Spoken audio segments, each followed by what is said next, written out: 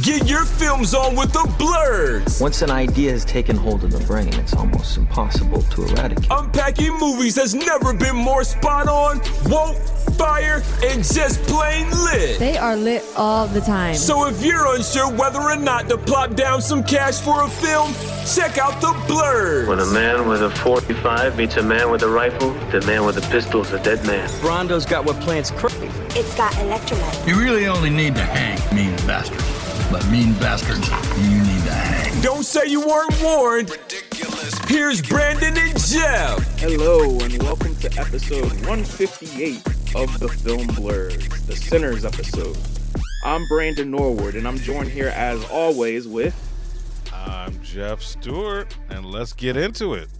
Let's get into the plot synopsis out the way, because I know a lot of you guys are really confused as to what this is, and the best way I could put it, this is a melting pot of blues, supernatural folklore, and vampires.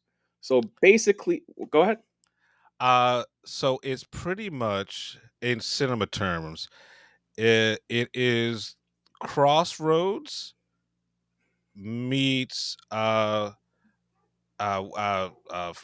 Dusk Till Dawn, right? And that's the simplest way. Like, it's much more complex. Right, that's the pitch, right? So Crossroads, the one with Ralph Macchio, right? Yeah, never seen it. Never seen it? All right, so it's Crossroads meets From Dusk Till Dawn, and that's the simplest way to explain it, but it is so much fucking more. So the basic premise is Michael B. Jordan plays two twins. These twins come back from Chicago. We don't know if they're coming back willingly or if they're on the run. It's never elaborated, but they come back with a fuck ton of money, and they're notorious that when they show up, people are like, oh shit, they're back. And the first thing they want to do is open up a juke joint, which they call the Juke Club. They want like a specifically black business. So they want to employ all their friends and family, so like, you know, blues music, fried food, southern fried food, like fried fish and fried okra and like hush puppies, and just a place where people could let their hair down and be free. Well, unbeknownst to them, vampires are also lurking in the shadows down there. And come to find out through this movie, and this is the only spoiler thing I'm going to say, vampires feed off of not only blood, but music. Right. Music ties into the title of the movie itself. Yeah. And I will let you discover that on your own, because I will talk about them sequentially. Yeah, there's 3 IMAX scenes where I was just blown away. And I was just like, oh yeah, you could tell Christopher Nolan and Emma Thomas consulted on this. They are thanked in the end credits, and he said time and time again, he consulted Nolan and Emma Thomas on shooting on large format film, because this is a mix of large format. So 90% of this is shot on 65 per film, so 70 perf. And then the other part, the other 10% is IMAX film. So like 25 minutes is shot on IMAX film. 10 locations worldwide are showing it in IMAX film, like IMAX film prints. Which is, honestly, I'm surprised, because Oppenheimer, every Nolan film comes out at least on all 30 that can do it. So right. The fact that it's only 10, and even Joker got 12 prints worldwide. It's going to grow. Dune got 12 prints as well. But so here's the thing that really blew me away. There's about 100 places worldwide that can do 70 millimeter across the globe. 100 places. Mm-hmm. Only 5 70 millimeter prints out there in the wild. So if you can see it in 70, check it. But my first and only choice would be IMAX 70. Yeah. Yeah. And I think based on the reaction, once this hits, those numbers are going to grow. Yeah. Right. Just because of the demand. This is one of the very few genre movies at this price point, at this budget, that is wholeheartedly the vision of the director. Yes, from and I can't believe a movie this black Right. is coming from a major studio. I mean, the amount of times they dropped cracker in this, I was just like, "What?" I was like, I was waiting as many, it got to a point where I'm like, "Yo, y'all motherfuckers might just say honky." right. I was waiting for an au fait too. I was Oh, waiting because for it's the South. right. Yeah, Yeah, I was because it's waiting the South. like not. That's of the two problems I have with this movie is one of them is like they didn't say au fait once. That's So that's so that's my favorite. so while we're here, before I go further, Mm. what's your other problem, Jeff? It and it's gonna sound so stupid. It wasn't long enough. I I Okay, wanted I wanted I wanted as much time with the vampires part with the siege as the buildup. And like, here's the thing: if you got rid of the vampires, I would still love this fucking movie. right, Right? right. I like everything about it because it's a slow burn. Right? But it's never boring. It's never no, yeah, no, 100%. It's a slow burn. You get to know every person that's going to end up at that juke joint and their Mm-hmm. backstory, and you begin Mm-hmm. to fucking care for them, right? So when the shit happens, like you actually feel like the tension, you feel the loss, you feel the fear, right? I wanted more time with the siege. And that is the only thing, right? And very rarely do I say I want a movie to be longer. Yes. Well, let's get into this. Your comparison to From Dusk Till Dawn is exactly what I thought walking out of the movie. I was like, this is just like From Dusk Till Dawn in Mhm. that the first part is sort of like a road movie and gathering the characters like From Dusk Till Dawn does, and we really get to know them to where they end up into at by the end of the movie, which both movies they end up in a bar Right. and run afoul of Right. vampires. Just as sexy as From Dusk Till Dawn. Like I knew this movie was black as fuck when they kept talking about Cunnilingus, and Cunnilingus is eventually performed. So, I think this is ladies out sexier. I there, think this is sexier than oh fucking yeah, well, I don't know, man, because that besides scene with Selma Hayek is one of the sexiest scenes. Like, yo, that was one of my childhood. That was like watching porn when I was a I kid. mean, besides the Selma Hayek thing and like all this random titties, like that was gratuitous fucking. This is sexy, man. Like these Uh, motherfuckers are fucking. This is passion.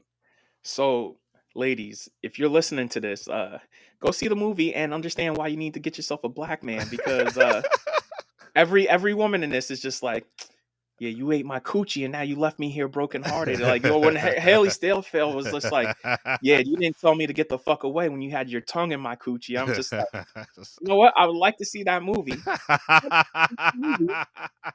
starring me.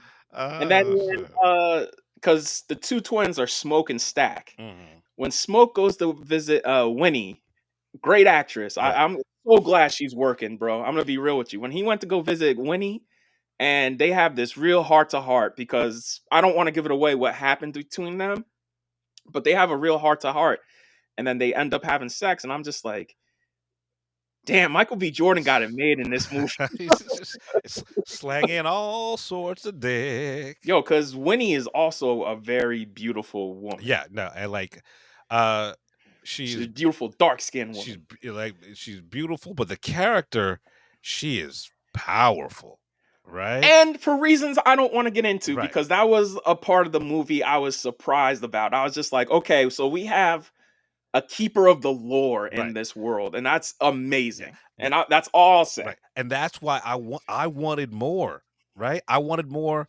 of her doing her thing. I wanted the latter half to be as long and involved uh as the first half, and I get it, right? Because once the shit hits the fan, it's got to escalate. It's got to go, right? But I wouldn't mind. Give me an extra half hour. Right, right. Give me an extra half hour. I'm not asking for another hour. Give me an extra half hour, and I would have been satisfied. Who knows? Who knows? Because this was notably test screened, and the test screenings for this weren't good. Ryan Coogler, he maintained that he listened to test audiences without compromising his vision. Hmm.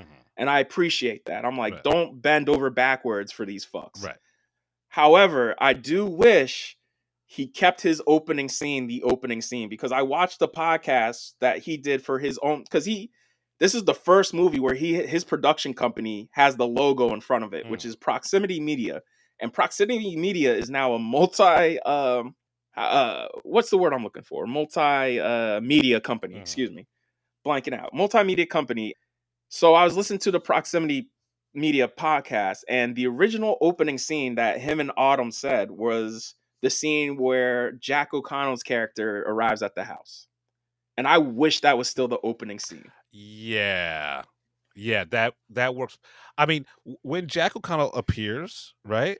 I do enjoy the way that was cut, right? Like in there, right? Because because it's like da da da da da da. It's got a certain beat to it. Like the first half of the movie has a certain beat, right? And then you cut to him just like falling in the frame on like Beautiful. That's one right. of the best shots in the movie. Right. That's one of the shots. That whole sequence is in IMAX. Being chased by, I'm just gonna say this. He's being chased by Choctaw Indians, and I was just like, dude, my father's side of the family has a lot of Choctaw in their blood, and I was just like, bro, this is very true to life. Yeah, I wanted more of that shit, right? Like very few movies is like I want more, right? of them. I want more of them. Yeah, I want more of the the vampire lore. I want more of the siege, right? And I get it. I 100% get it. I do not fault them, but this is what I want. I don't know if you knew this, Jeff. Autumn Arkapow, she is the first female to shoot on IMAX film cameras. Oh. If you don't know her work, this is her second time working with Ryan Coogler. She did Black Panther Wakanda Forever. Right. And she did Loki. And I really liked how Loki looked. Loki was phenomenal. It's one of the best shot shows, yeah. I was so surprised to see that this movie is gorgeous front to back. Like her work here is incredible. I was just so taken aback how good this was, because Rachel Morrison is a legendary DP. She doesn't DP anymore. She directs only. And she's getting ready to shoot her next movie. She shot the first Black Panther. I was not impressed by the cinematography work on Black Panther 2. Now, watching this movie, I was just like, another reason why I fucking hate Marvel, because now watching this, I was just like, oh, it's fucking Marvel bullshit. Is that Marvel? The scenes, like when they're driving down the road through the cotton fields. Yeah. Fucking gorgeous. There's a shot, because most of the stuff in IMAX is full sequences. Right. Like, it's not like Nolan where like there'll be random stuff in IMAX and then you'll get a sequence.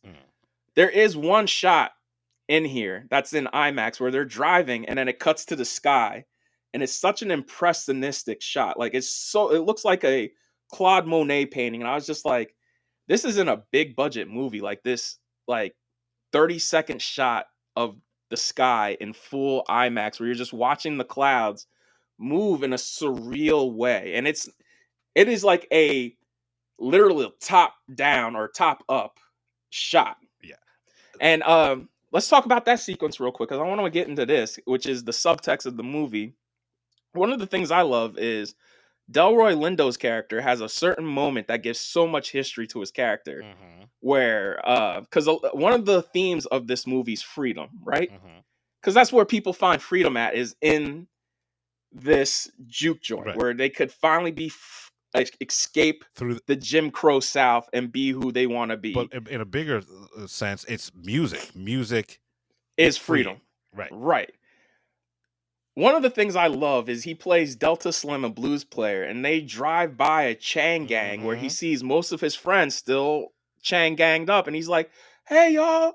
And he starts singing and playing a song, and the cops fire in the air, and it's like, hey, you got to get out of here. And he drives away, and he sits back down. He's like, and he I can't remember what he says, but he says something really powerful, and then you can see the look on his face, and he's almost about to start crying. I'm like, damn, bro, there's so much history there about his past and about his friends still being enslaved and how he's free and how he gets to play the music he wants to play. That's I was just like, damn, there is fucking levels to each character. That this reminds me of Nope, where Nope, to me, my first viewing, I loved it. But it was a lot there for me to unpack on a first watch. That's how I feel here. This is messy like Nope, but I think this is messier, and I'm still trying to piece how this all fits together. And it's going to take me a few watches to get all the subtext and everything Ryan Coogler's trying to say. right. And like talking about like subtext stuff like that. You're in the beginning, like especially in the main town when it was Stack. He's at the market and stuff like that. Oh yeah, And like the color the changes.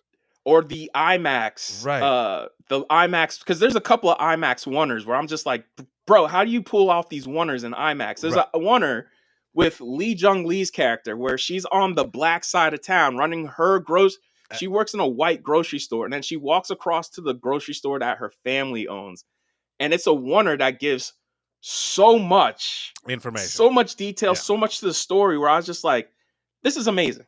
Right. This is artfully done, and like you said, it is messy, but it's deliberately messy, right? Right, and that's why I'm saying it's going to take a few watches for me to get all the subtext. One of the things I love is Smoke, because Smoke's in blue, Stack's in red. Smoke is with Winnie, Stack is with Haley. Smoke, he sweet talks this little girl. He's like, yo, we the Smokestack twins. You know who we are? And she just goes like, you could see she's gonna piss herself. She's like, no, don't chill. I'm gonna pay you. Watch my truck. So when this little girl starts seeing trouble, she honks the horn. Stack comes out and sees niggas doing nigga shit. And Right. what does he do? He does some nigga shit. And I was just like, bro, y'all don't understand. Almost every black person in this movie, I'm like, okay, that's my uncle. Oh, that's my boy. Oh, parts of that I could see in Jeff. Like both, like I watching this, I'm like, damn. I started thinking, I was like, damn, I gotta be a better person, because I realized I was like, yo, Jeff's more like Stack, and I want to be more like Stack, and I'm more like Smoke. Because when Smoke started doing all that shit, I was like, yo, listen, don't they want Ryan up until the until the third act wants to remind you like, yo, these are anti-heroes. These ain't niggas to root for, because yo, fucking Smoke fucking straight up pistol whips his cousin, bro. Right in the mouth. And I'm like, God damn, nigga, like, yo, like these are not good men, and their legend, right? When people talk about them, right? the Smokestack twins. Right, you can see the fear in their eyes, right? It's like, don't fuck up. Yeah, look, this is the third movie in 3 months where Warner Brothers is putting out a movie where somebody's playing doubles. So we had Mickey 17, great film.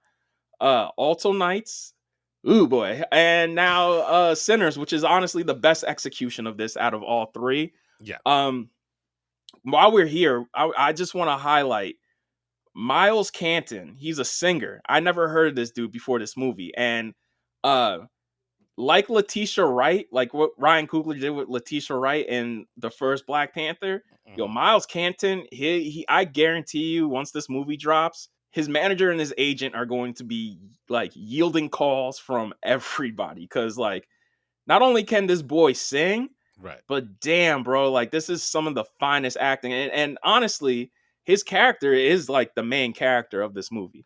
Yeah, I mean, he's first shot. Yeah. And like, yo, listen, he's the impetus up until the 2 credit scenes. Right. So stick around for the credits, is what we're gonna say, because there's 2 credit scenes, one during the first block of credits and then a post-credit scene. Right. The post-credit scene, I liked it, but you don't need to stay. Yeah, for you need it. to stay. Give the movie some respect. All right. But like, I see what Ryan Coogler's doing with the first credit scene. I was like, oh, nigga, I see where you're going with this, and you Like, know what? Like, if this is successful, man, yeah, why you not? got your own you got your own franchise. Like, I clearly see where he's going. Where I'm just like, ooh, I was just like, man, maybe this might be Blade. We never know because we don't know what. You know look, what? That's all I'm gonna say. That's all I'm gonna look, say. I don't want to spoil too much because a lot of this is the discovery. A lot of this Yeah. movie is discovery, and I will just call it the barn burner scene, Well, right? that's what I want to get into. Let's get into Yeah. this first IMAX scene I'm dying to talk about. Um, there's a scene which I was just like, oh my god, I'll call it the melting pot of cultures and music that takes place in the past, present, and future. And that's all I'm gonna say. And it's all entirely in IMAX, and it's a oneer.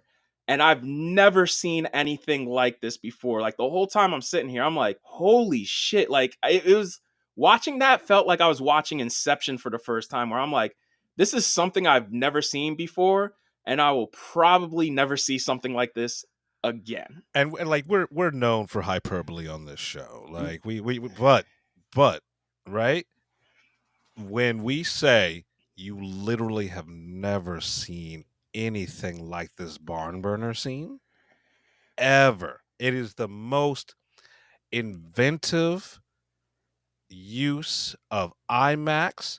It is one of the most complicated oneers Yeah. I've ever seen. Yeah. And Right? like, bro, let's think about this. This could easily, like, I know for a majority of people, I think this is where it's gonna lose a lot of people. But for me, it pulled me in further, and I was just like, man, this takes a fine line to pull off. So the fact that he was able to pull this shit off is insane. And it's honestly like my favorite scene in the whole fucking movie. I'm still blown away by it. And mind you, I saw this on a smaller IMAX. I didn't see this on the 8-story, which I'm dying to Right. see. I mean, I saw this on regular ass IMAX, and it was just It's incredible. yeah. It's incredible. I've never seen anything like that. We might as well, since we're here talking about the music, we might as well say, like, the reason Ryan Coogler wanted to make this was because his uncle recently passed. And he was just like, you know, my uncle and my family, they were all from the South before they moved up to Oakland. And his uncle loved blues music. So he started listening to blues music and discovering like everything, his roots and his uncle and shit. And that's the impetus from this movie, is first and foremost blues. Yeah, I mean the movie's a musical, right? Partly, yeah. Like it's a there it's mixes so many genres, right? And it does them all so very well, Yeah, it's a right? tightrope, man. Right? And like the fact that this is unapologetically black, right? Makes it even better. What I love too is Jack O'Connell's character, who's the villain, quote unquote, of the movie. And Yeah. even I'm just like, I understand where he's coming from, Right. because he's also seeking freedom. And what he's doing is not really malicious. He's literally on some like, yo, I'm just here to save the world type bullshit. And sometimes those are the best villains. Yeah. Right? Yeah. The ones that are like, as I have to do some bad things. And the fact that they incorporate, and I'm not gonna tell you how, but they incorporate my man's Irish heritage into this movie. I was just like, yeah, holy shit. This is another thing where I'm like, if you didn't pull it off right, it would have been terrible. But he pulls it off, and I'm just like, I can't believe I'm seeing this. Like it's amazing. Like the vampire choir, there's so much to love about this fucking movie. So let's get into the second IMAX sequence that I'm thinking about. There's the final part of the movie where shit's about to go down, and you know it's about to go down, and the aspect ratio just opens up.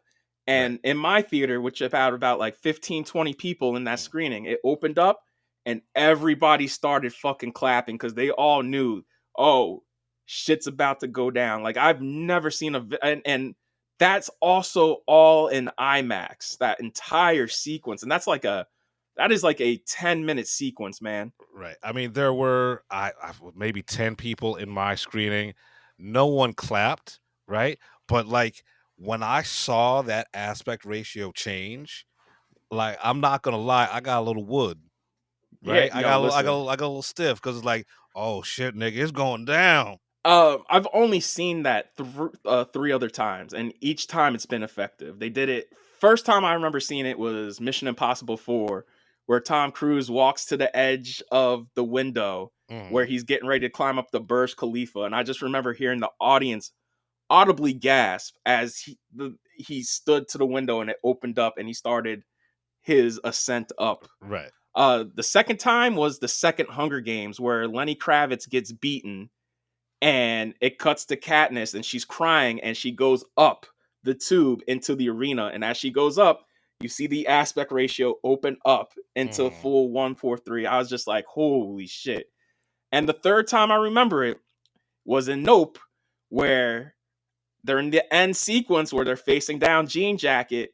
Oh my god, Kiki Palmer, she plays the Mhm. song and the camera goes out of the window and it opens up as soon as the camera Right. goes out of the window on some like real Wizard of Oz type shit. Shout out to Hotame, because Hotame talked to Autumn because Autumn and Hotame are friends, and apparently Autumn and Nolan each had Hotame and Nolan each had the same advice for both Ryan and Autumn, which is do not bow down to that IMAX camera. You treat that camera as you would treat a normal camera.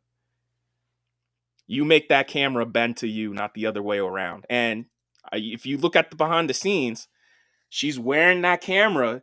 Autumn is like a 5 foot, very slender woman. She's wearing a rig to do handheld on IMAX. And even she pulls a Hotame where there's some shit behind the scenes. She throws that camera on her shoulder just like Hotame. I'm like, good God, I know she had to be exhausted. But like, and I say this all the time to budding filmmakers. You use the language of cinema to tell your story, right? Don't do something because it's cool. Do something because it means something. And that aspect ratio change in this movie means something, Well, right? I want to talk about the third and final thing in IMAX that stood out to me. The final sequence with Michael B. Jordan. And I'm not going to say who else is involved in this sequence. But this final sequence, I was like, I want every movie made by us to have a scene like like this. that, I yeah. was just like, oh, this is how my Jewish friends feel when they watch Inglourious Bastards. This is how my white liberal friends feel when they watch Django Unchained. I was just like, I was just like, damn, if I could have this in every fucking movie, goddamn. Right, because like all throughout the movie, I'm like, where does that scene come in? Right? Where does that Because scene come in? They seeded it when they first get the place. Right. They seeded it when Jack O'Connell shows up at the house. Right. And they talk about the trunk, right? They talk about the trunk in the truck. And right? and Jack O'Connell's even says, he's like, yeah, yo, listen, these niggas is up the street, baby. Like they Right. Right. It's like this. But you don't know how satisfying that shit was to watch. I was just like, I wanted to stand up and be like, fuck yeah. We might have to have a spoiler review once people see this, but the only thing that would have been better is if they were wearing the things. Oh yeah, right. If they were wearing the things, I was like, oh, yeah, bro. I cannot wait for the soundtrack to drop because I will be listening to both the score and the soundtrack. The soundtrack is stacked. They released the track listing on Friday, and I was just like, holy shit. Even Haley Steinfeld did a song for this. The soundtrack, I cannot wait to listen to again. In the score, Miles Canton is in the score. Like, I love that where they're driving down the road and you hear Ludwig's music build and it crescendos to him just wailing over the score, and it's beautiful because I was just like, damn, even the score has that undercurrent of freedom. I cannot say enough about this movie. I knew what it was about, but I didn't know what it was about. Right? Yeah. Until you watch it. Yeah, and thankfully the second trailer, even though there's a lot of that shit I would have liked to seen fresh, Right. I'm glad it didn't ruin the experience of watching this. Right. And even like the stuff that you think would be ruined in the trailer, there's so much more. Yeah. There's so much, like, you're only seeing a snippet of the larger consequences of whatever. Right. So like it's not ruining that. I am surprised that this got made. I'm happy that it got made by us. Well, let me say this. Did you know that Ludwig did so much research for this score and for the movie that Ryan was just like, bro, we got to make you an executive producer. So Ludwig and his wife, Serena, are both executive producers on this motherfucker. That's their first producing credits.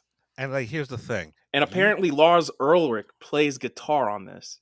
Do you know who he is? Yeah, Metallica. Yeah. How fucking insane is that? Everybody who was involved in this, A, top of their game, right? Oh yeah. And B, you can feel the love. Yes. Right? You can tell that everybody involved in this knew they were making something special. And that is weird, talking about a fucking vampire movie. Yeah. Right? Warner Brothers, I've been on social media. I see you've been giving away swag bags. I don't want a swag bag. All I ask is give me those silver fangs that y'all been handing out to people. Like, Wait, I want... What? They got man, they got silver fangs, bro. What? And these swag bags, I want them silver fangs. Like, I will walk around with those permanently in my mouth. I think we deserve a swag bag. Listen, just send me the fucking silver fangs. That's all I want.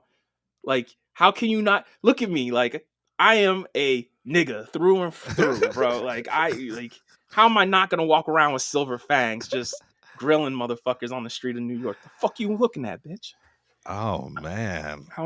Give me some silver fangs, bro. Like, let's do it. Listen, ever since the Marvels, baby, I've been looking at fronts. And not like, I don't want like a grill, you know what I'm saying? Right. I just want like on my canines, like gold on my canines. That's it. Cause those look hot. I don't want a full grill. Like that's too much for me, baby. Well, look, we'll put it out to the universe. Yeah, right? Man. Silver, give us some silver. Before we end this review, I want to give a big shout out to Larissa for hooking us up with these interviews that you're about to hear for the junket. And shout out to Cecilia. Cecilia is probably one of the nicest reps I've ever encountered. Like, really accommodating, really nice, really like, just like, are you okay? Both at the screening and the junket. Like, you okay?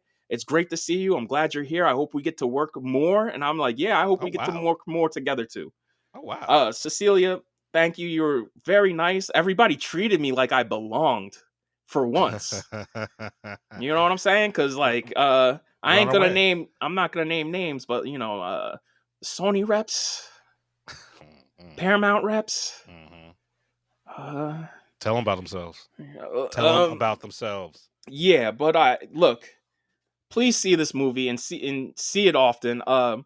If you live by an IMAX and look, it's up on their site. You can look it up. If it's playing in IMAX 70 millimeter, definitely go see it. If you don't have IMAX 70 millimeter, there's some locations that do the full 1.43 aspect ratio digitally.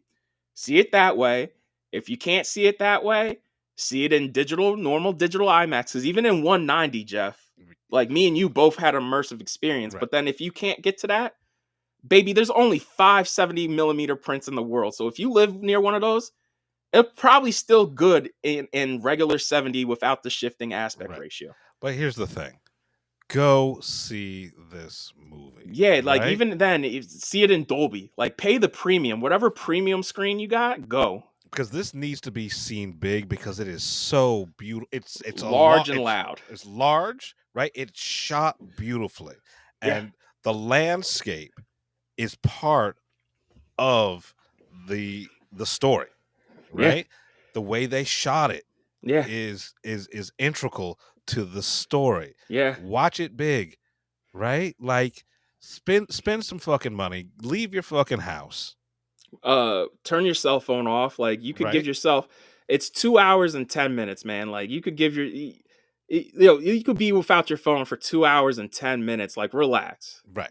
And I swear to God, there's 2 hours and 10 minutes. You're gonna walk out and it's like, I wish this thing was 3 hours. Would also like to say, shout out to Ryan because he pitched. This was competitive package, so like it was between Sony, Universal, and Warner Brothers, and Warner Brothers beat out both of them because his stipulations were, I want final cut on the movie, which he got, and after 20 years, the rights revert back to him. Good for him. And he wanted to back end, but the movie went over because when he pitched this was like he pitched it at 60, 70. This went over to 90, 100. So it's in that range. But because he made that back end deal, he paid some of that money out of his own pocket, the overages. And I was just like, see, when you believe in something, man. Right. And like, and when you believe in something and you have people behind you that support you. Yeah, right? yeah. Like I know Warner Brothers is like, yo, this is more than what we bargained for. Like, and I'm like, you know what, man, y'all got a winner. Pam Abdi and Michael DeLuca. I know they're on the chopping block, but like Zavlov, you be doing yourself a disservice. After seeing, I know Mickey 17 wasn't a hit. Alto Knights is your fault. Minecraft's a hit, and now Sinners. Like you're keep them. Sell it right. If Yeah, you're selling keep it right. Keep them. Which you are doing. You are selling it right. You're actually supporting it, right? It's gonna make money. I have a feeling if this doesn't make money, that like if this doesn't make money, then that's on the audiences. And at that point, we did it to ourselves when we just hit IP wasteland where we just got nothing but IP. But even then, the good IP doesn't make money like Mad Max. Right. Like, there's only so many fucking Avengers movies I want to watch. And to that point, I'm going to finish on this.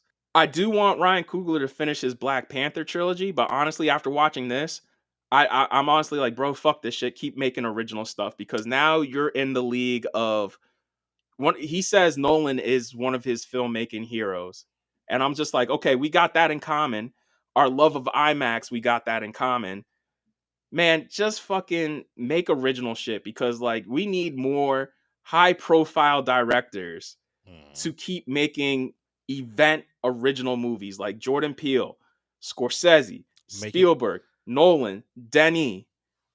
Keep making stuff that makes it worth it. Yeah, man. Yeah, because we are in troubled times right now. Like, yo, Sinners needs to be a hit, man. Right.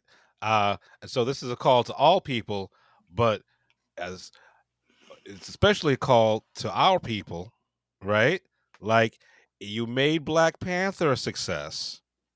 Make this a success. Yeah, no excuses. No fucking excuses. I already got my tickets to see it in IMAX 70 again, and I'm probably gonna have to get some tickets another time to see it in IMAX 70. Yeah. Make sure this stays in there.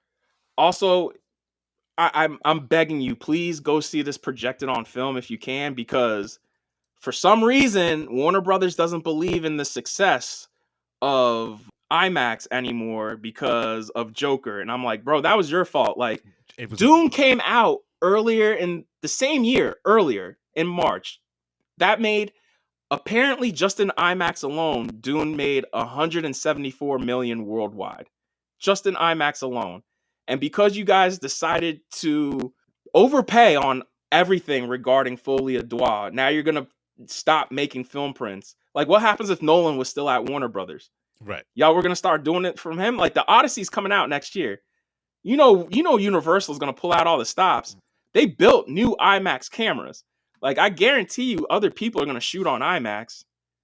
Like, you're going to give up on the format because you lost money on one movie that you probably shouldn't have pressed prints for in the first place.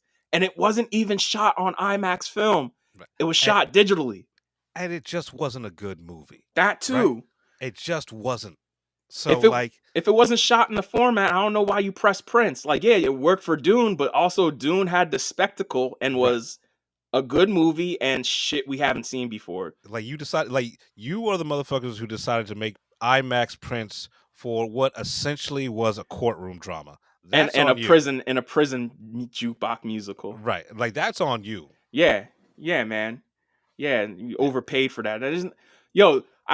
Sinners cost less than Folie à Deux. Folie à Deux costs like $190. This only cost $100 at most. Right.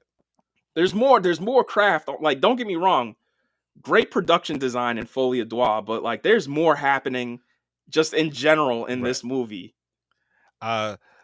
Everything that wasn't the actual movie for Folie à Deux was good.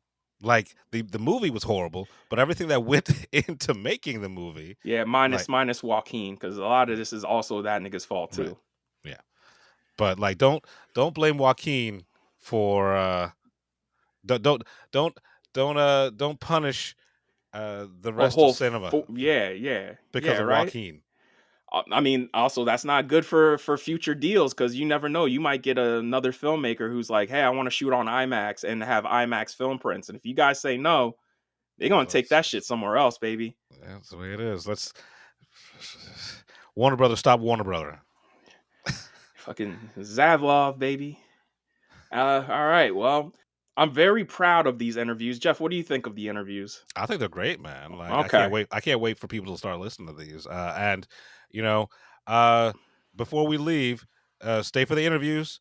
Check out our social media. Check out our YouTube. Yeah, because the full interviews are going to be on YouTube, and your interviews for Warfare should be also on YouTube. Yeah, they're going on YouTube tonight, tomorrow. But also, you can also write reviews for us now on Spotify. Please, yes, right? Please. That help.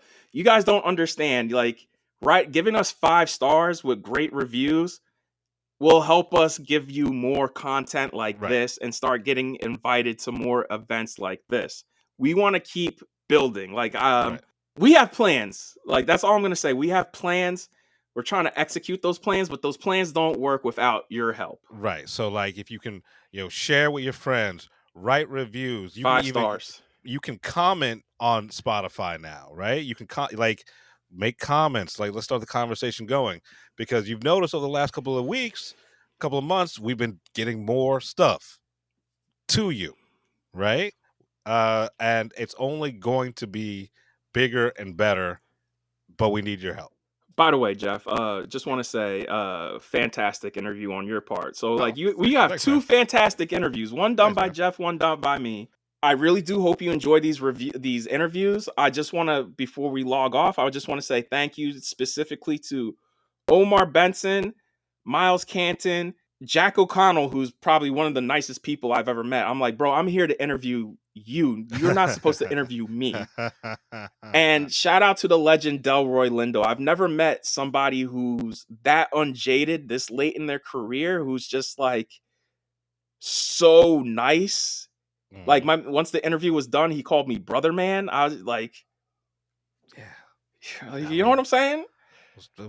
Big things popping, baby. Big things popping. Yeah, I'm very proud of these. We're gonna have the video up soon. Here it is. All right. So first question I have for y'all: DNA of this film is music and folklore. So did Ryan give you like a universe Bible for this and a playlist to listen to, or y'all just went off the dome? It's great. No. More or less, yeah. Because we got that. What was the name of the book that he had us? Deep Blues. Yes, Deep Blues. Yep. Okay. He had us read a book called Deep Blues to kind of set us off. in as part of our like research. Yeah. And then in there, of course, you're getting the history of all these different musicians, and then you're going and you're listening to them, and so that became the soundscape really for a lot of us for the film. Yeah. Okay. Yeah, for me personally, he sent like an essential blues playlist. So that kind of helped me map out my character and how I wanted him to sound. So I had like Charlie Patton, Howlin' Wolf, all of those type of guys in there to help me, bring influence. Yeah. And there was posters like stuck up various points within production. Yeah. Be it the office or a costume or and it was like a rundown of vampire lore. So it would give you all the kind of do's and the don'ts as a vampire. Like you have to ask to be let in somewhere. You need an invite. I didn't know that. Yeah.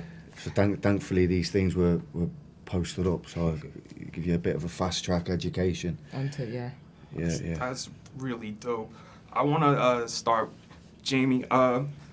Pearline is a strong woman, and you sing, and you actually inform some of the decisions of Miles' character. I want to say, what's your approach to the character of Pearline?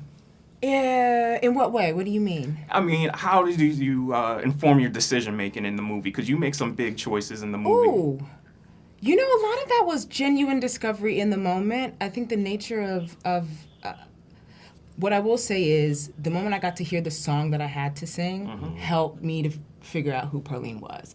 Up until that moment, there was a lot of, I didn't know where to place her. I didn't know necessarily where to sit her. And so when I heard that Brittany Howard reference track, I was like, okay. Yeah. What is that then to live a life that is on the as a sharecropper that is repressed, controlled by by masters and her husband, right? What is that like? But then to get to go to a juke joint and let loose, and that was that balance for me. Yeah. All right, so I'm gonna end on this question for all y'all because what I love is there's an IMAX sequence in this where it becomes a melting pot of the past, present, and future of music. And all of you get to perform, especially like you do the Irish jig. And I was just like, whoa, we bringing Irish culture into this. And he kills it. Yeah, and you killed it too. Like you singing your heart out, bro. Can y'all talk about, did you guys work with Coogler? Like, come on, man. Man, those were two like pretty big moments for us. I think like the whole cast was there for those 2 moments. So the energy was high and we were all just, having a great time. Yeah. Plus it was like overnight. Yeah. We did them 2 sequences on the same night, and it was like an all-nighter. Yeah. Pulling an all-nighter. It was wild. Yeah. Well, thank you guys.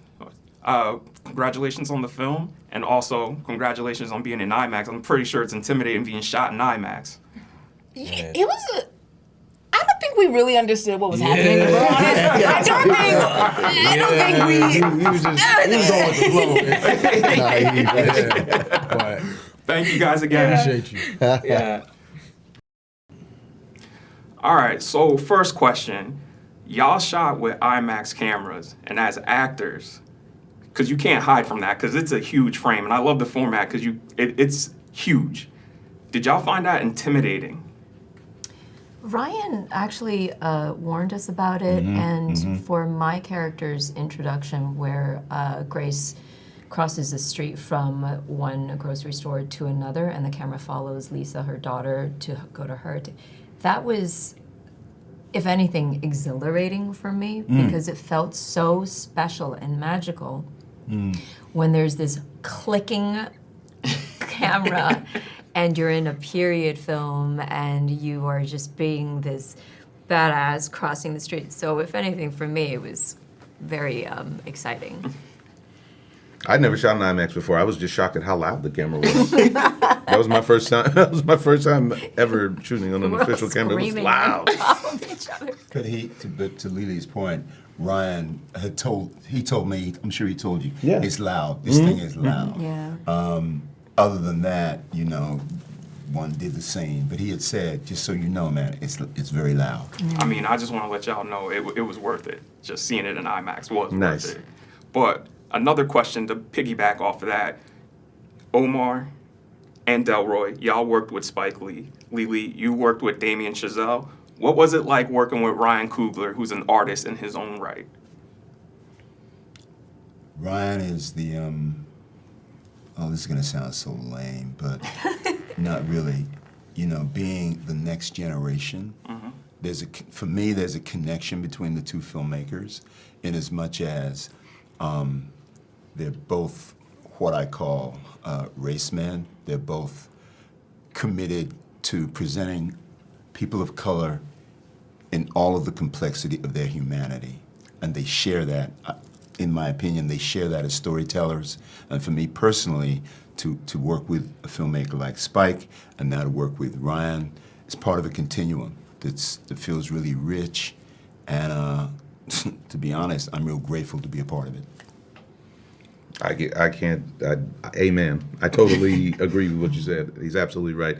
I'll say this is Ryan, in his own right, may run the most egalitarian set that I've ever been on, and I say that with the utmost respect as a compliment.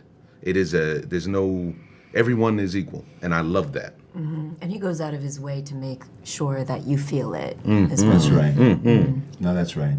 All right. And it reflects, certainly on this film, it reflects in terms of how we all communicated with each other as creative workers, as human beings.